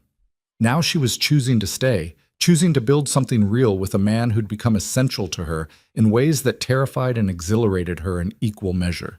She thought about her father, about the choices he'd made, about Silas, who'd tried to honor a promise even in death, about Cole, who'd given her freedom even though it might mean losing her, and about herself, the woman she'd been in Boston, soft and sheltered, versus the woman she was becoming here, harder and stronger and more alive than she'd ever been. Morning came too quickly. Cole was packed and ready before sunrise, his rifle cleaned and loaded, his saddlebags full of supplies. Eliza made him breakfast and coffee, and they ate in silence that felt heavy with things unsaid. At the door, he paused. I'll be back as soon as I can. A week at most. I know. Be safe. You too. He kissed her, brief and hard. And Eliza? When I get back, we need to talk, really talk, about what this marriage is going to be, long term. I'd like that. He left as the sun was rising, and she watched from the window until he disappeared from view. Then she got dressed, armed herself with the revolver she'd learned to shoot with increasing accuracy, and headed into town. Because that's what she did now.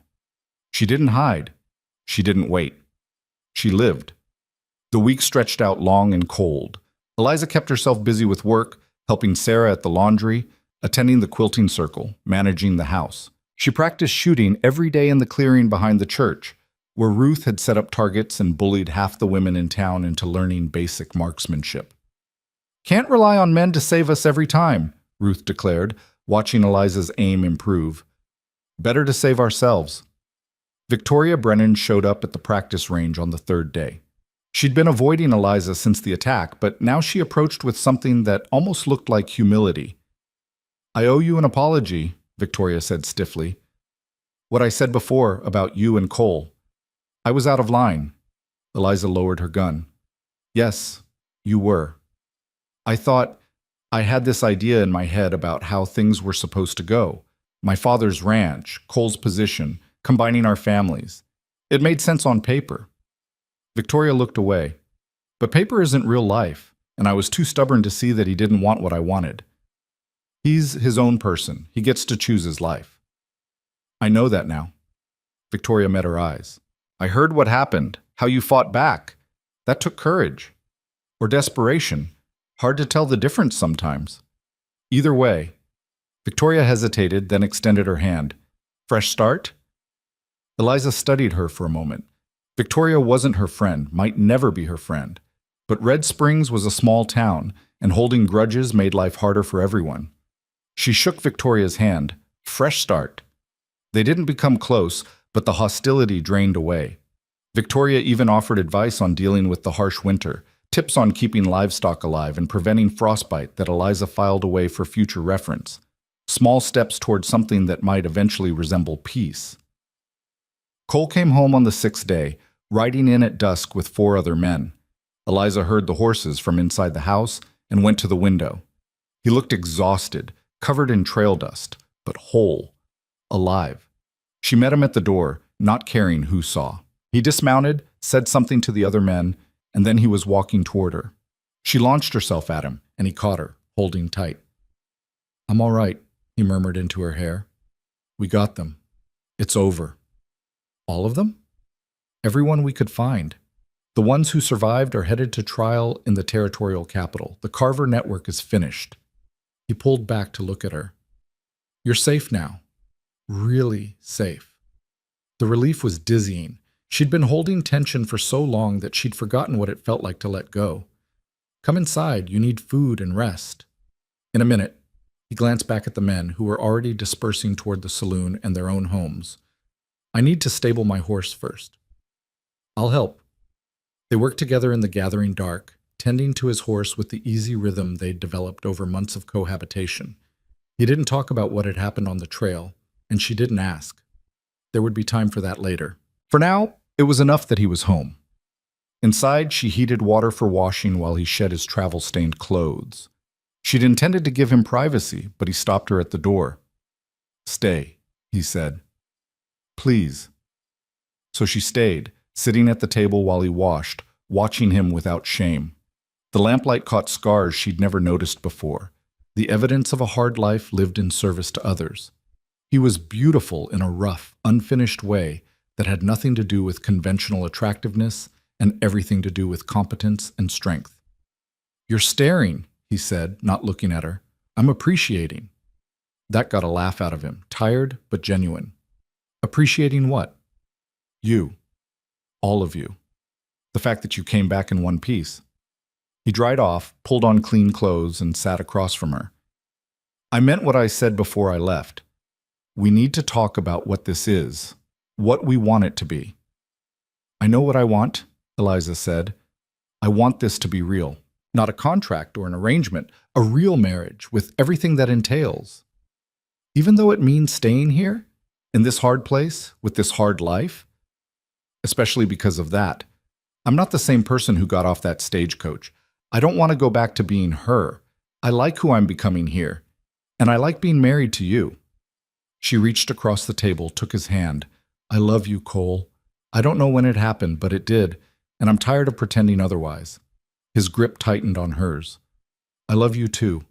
Have for a while now, maybe since the fire, maybe before, but I was scared to say it, scared you'd feel obligated to say it back because of the contract." "There is no contract anymore. There's just us, 2 people who choose each other every day." "Every day," he agreed. "For the rest of our lives, if you'll have me." "I'll have you." She stood, moved around the table to stand between his knees. "And I'll keep you. And I'll build a life with you that's worth all the hard things that brought us here." He pulled her down into his lap, kissed her with a tenderness that made her chest ache. "Then I guess we're really doing this." "I guess we are." Outside, the snow was falling again, blanketing Red Springs in quiet white. Inside, the fire burned steady and warm. And between them, something new was taking shape. Not the arrangement they'd started with, but something earned through survival and choice, and the slow, painful work of becoming people who deserved each other. It wasn't perfect. Nothing about their life was perfect. But it was theirs, built from nothing, and that made it precious in ways perfection could never be. Winter deepened its grip on Red Springs, and Eliza discovered that loving someone didn't make life easier. It just made the hard parts worth enduring. The cold was brutal, the work relentless, and there were days when she questioned every choice that had brought her to this frozen corner of the world. But then Cole would come home at dusk, snow in his hair and exhaustion in his eyes, and she'd remember why she'd stayed. They fell into a rhythm that felt like marriage in the truest sense. Not the romantic fantasy she'd imagined as a girl in Boston, but something grittier and more substantial. They argued about small things, how to bank the fire, whether to buy new chickens, his habit of tracking mud through the house. They made up in ways that left her breathless and embarrassed by her own lack of restraint. They learned each other's bodies and habits and the particular silences that meant comfort versus anger. You're different, Margaret observed one afternoon at the quilting circle. Lighter, somehow. Eliza looked up from her stitching, which had improved to the point where Ruth occasionally offered grudging praise. Different how? Like you've stopped fighting yourself. Stopped trying to be someone you're not. Margaret's needle flashed through fabric. It suits you. It was true. Eliza had stopped mourning her old life and started building a new one. She'd taken on responsibilities in town, helping Sarah with laundry, teaching basic reading to children whose parents couldn't afford proper schooling, organizing food drives for families struggling through the harsh winter. She'd become someone the town relied on, and the shift from outsider to essential member had happened so gradually she'd barely noticed. I'm happy, Eliza said, testing the words. I didn't think I would be, but I am. Good. You've earned it. Ruth didn't look up from her work. You and Cole both. The comment caught Eliza off guard. Ruth wasn't given to sentimentality, and praise from her felt like gold. Thank you. Don't thank me. Just keep showing up. We need people who don't run when things get hard. But things did get hard again, in a way Eliza hadn't anticipated. The letter arrived in late January, forwarded through 3 different postal routes before finding its way to Red Springs. The handwriting was unfamiliar, the return address a law office in Philadelphia. Eliza opened it at the kitchen table while Cole was at work. Her hands shook as she read. The letter was from her father's attorney. There had been an error in the settlement of the estate.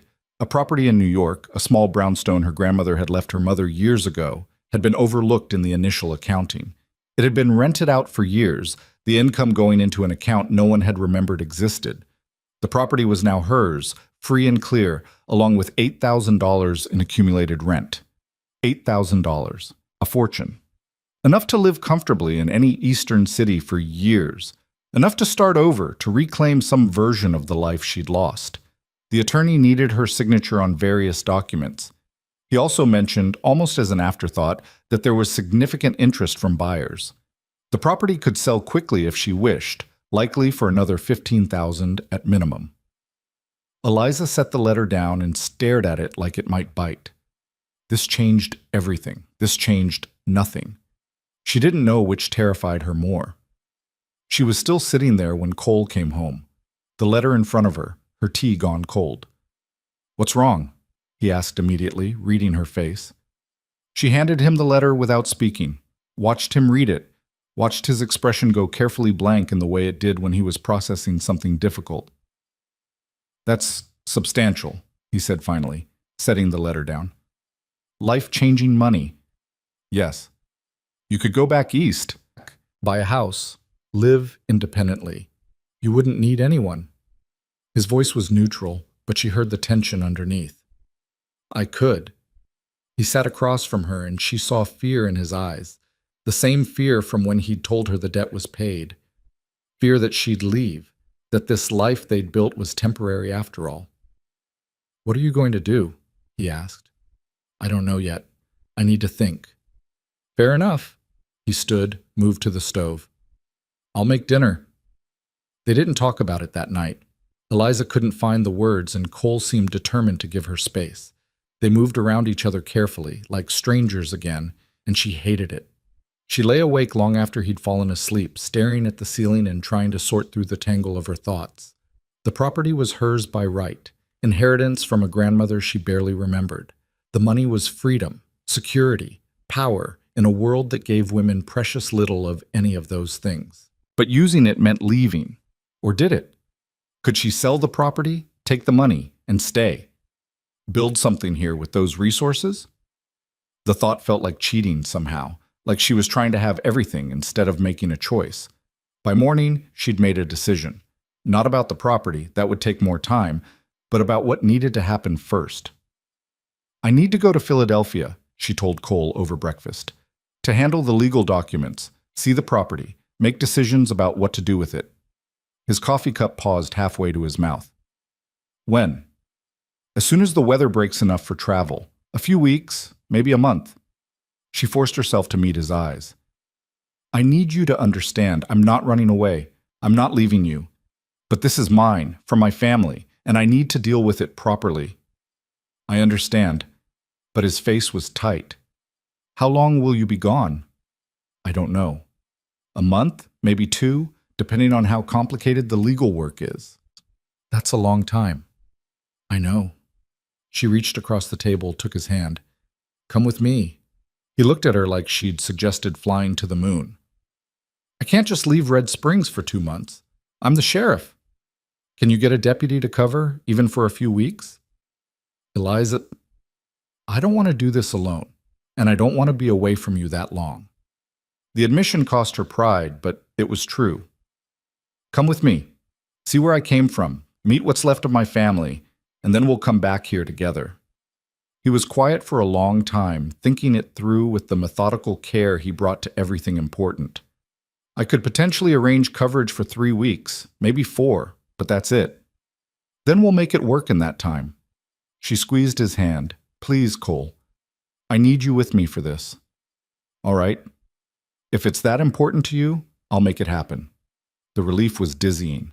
She hadn't realized how much she'd been dreading doing this alone until he'd agreed to come. Thank you. Don't thank me yet. I'm going to be a terrible traveler. I haven't been east in 15 years, and I wasn't good at civilization even then. You'll be fine, and if you're not, I'll protect you from the horrors of indoor plumbing and restaurants. That got a reluctant smile from him. Deal. The next month was a flurry of preparation. Cole arranged for a temporary deputy, a former lawman from the territorial capital, who owed him a favor. Eliza coordinated with Margaret and Ruth to ensure her various responsibilities would be covered. They packed carefully, balancing the need to look respectable in Philadelphia with the reality that they'd be traveling through rough country to get there. The night before they left, Victoria Brennan showed up at their door. I heard you're going east, she said without preamble. I wanted to give you something. She held out a letter of introduction to her aunt, who apparently moved in Philadelphia society. You'll need connections if you're going to sell property quickly and well. My aunt can help. Eliza took the letter, genuinely surprised. Thank you. That's generous. It's practical. You've been good for this town, and for Cole. I'd rather see you come back than get swallowed up by Eastern society and forget about us. Victoria's expression was wry. Also, I'm trying to be a better person, and Margaret says that includes helping people I used to resent. Margaret's a wise woman. She's terrifying, is what she is. Victoria stepped back. Safe travels. And come home, Eliza. Red Springs needs people like you. The journey east was grueling but uneventful. They took the stage to the nearest rail line, then traveled by train through country that grew progressively greener and more crowded. Cole was tense in the cities, overwhelmed by the noise and the press of people. Eliza found herself acting as translator, explaining customs that had once been second nature, but now felt foreign to her too. How did you live like this? Cole muttered as they navigated a crowded Philadelphia street. Everyone's right on top of each other. You get used to it. Or you did. I'm not sure I could anymore. They stayed in a modest hotel, nothing like the grand establishments Eliza had once frequented, but respectable. The attorney was efficient and helpful, walking her through the paperwork and explaining her options. The property was in good condition, the tenants reliable, the income steady. You could keep it as an investment, the attorney suggested. Continue collecting rent, or sell it now while the market is strong. Either choice is financially sound. Can I see it first? The brownstone was in a decent neighborhood, well-maintained and exactly as the attorney had described. Eliza stood on the street and looked up at it, trying to feel some connection to her grandmother, to her mother, to the life she might have had if things had gone differently. She felt nothing except a vague sadness for all the years this place had existed without her knowing about it. What do you think? She asked Cole. He stood beside her, hands in his pockets, looking uncomfortable in his Eastern clothes. It's nice. Solid. Worth keeping if you want stability. That's not what I asked. What do you think I should do? That's not my decision to make. Cole. She turned to face him. We're married. We're partners. Your opinion matters to me. He was quiet for a moment, choosing his words carefully. I think you should do whatever will make you happiest. If that's keeping this place, we'll figure out how to manage it from Red Springs. If it's selling, we'll use the money however you want. And if it's staying here, living in this house, being part of this world again. He stopped, swallowed hard. Then I'll support that too, even though it'll kill me. You'd stay here? In Philadelphia? If that's where you needed to be, I'd find a way. I don't know what the hell I'd do for work, but I'd figure it out. His jaw was tight. I love you. That means your happiness comes first. The words broke something open in her chest. Here was this man, this rough frontier lawman who barely tolerated cities, offering to give up everything he was for her. It was too much and exactly right, and the clearest answer she'd been looking for. I want to sell it, she said, the property, everything, and I want to take the money and go home. Home? Red Springs. That's home now. This place? She gestured at the brownstone, at the street, at Philadelphia spreading out around them. This was my past, but it's not my future. My future is with you, in a town I chose, building a life that's ours. The relief on his face was almost painful to witness. You're sure? I'm sure. I've been sure since we left, but I needed to see this place to know for certain. It's beautiful and valuable and completely irrelevant to who I am now. She took his hand. Let's sell it, take the money, and use it to build something in Red Springs. Maybe expand the house or invest in the town or save it for our children, whatever we decide together. He pulled her close, right there on the street, and kissed her hard enough that passers-by made disapproving noises. Eliza didn't care. Let them disapprove.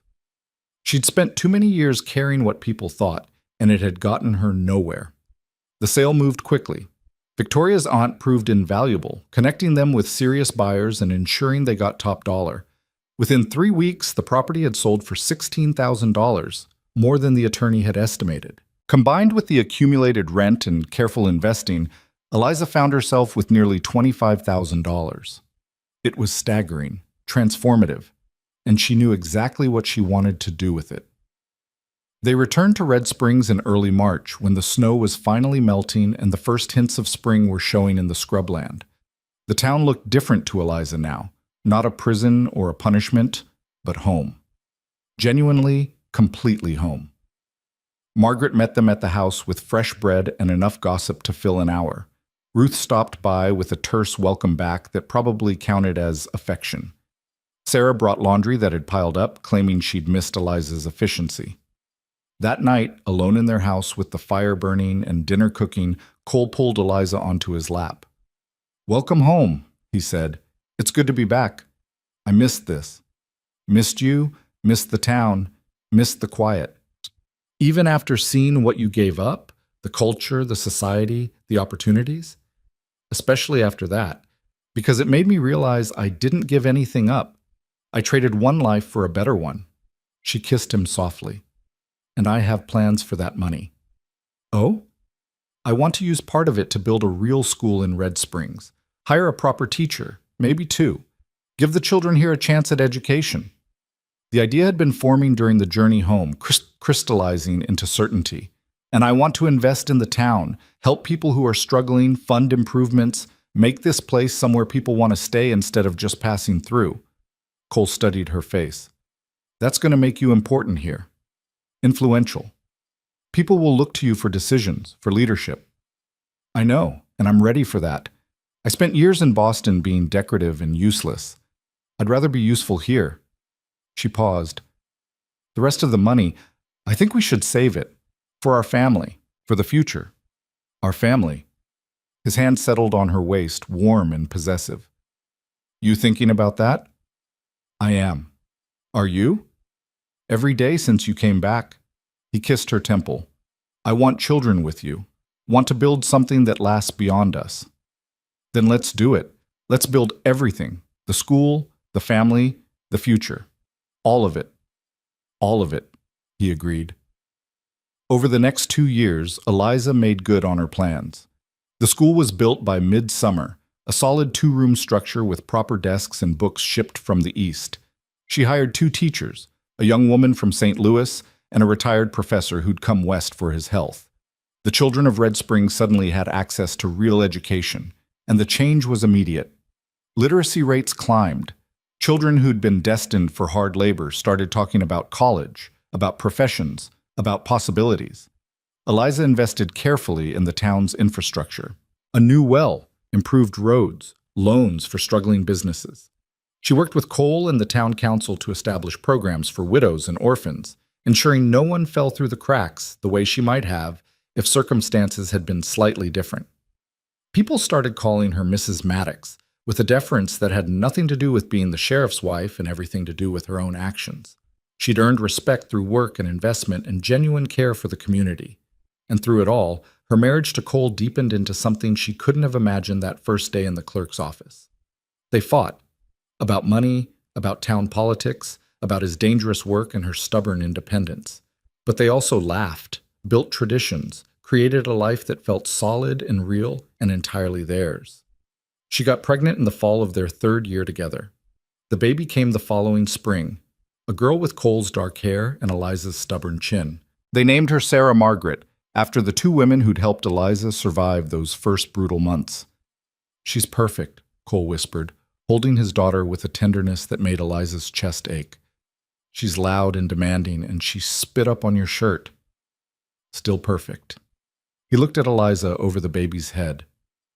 "Thank you." "For what?" "For staying. For choosing this. For giving me a family I didn't know I needed. Thank you for giving me a choice, for not trapping me, even when you could have." A son followed 2 years later, James, named for Eliza's father because she'd finally made peace with his choices. Then another daughter, Ruth Elizabeth, who proved to be even more stubborn than her namesakes. Red Springs grew around them. The school expanded. New families moved in, drawn by the town's reputation for opportunity and fair treatment. Cole was elected mayor in addition to his role as sheriff, a position he accepted reluctantly, but performed with the same steady competence he brought to everything.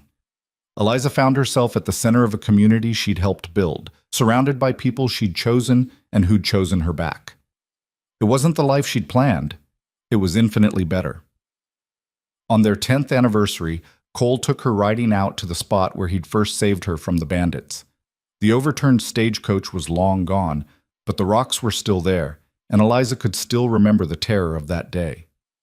"You ever regret it?" Cole asked as they stood watching the sunset. "Everything you gave up to be here?" "Never. Not once."